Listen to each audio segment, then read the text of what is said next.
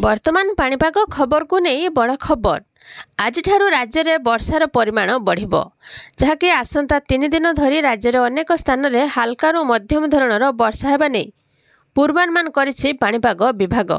तेबे किछि जिले में प्रबल वर्षा हेबार संभावना अछि। तेबे बंगोपसागर में 2टी लघुचाप दाना बांधुछि, एहारी प्रभाव में वर्षा बढ़िबा नहीं संभावना अछि।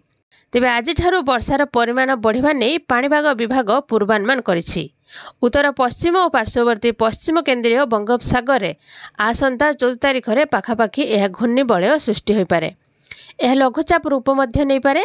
यार गति उत्तर पश्चिम आड़क रहिबा नहीं आकलन करा जाउछि। सेहिपरि 19 तारिख बेलू आउ एक घूर्णिबलय सृष्टि होबार संभावना अछि। एही लघुचापर परिणत हेबा नहीं आशंका रहिछि। यह मध्य उत्तर पश्चिम को मुहाई पारे बोली पूर्वानुमान करिछि पाणीपाग विभाग।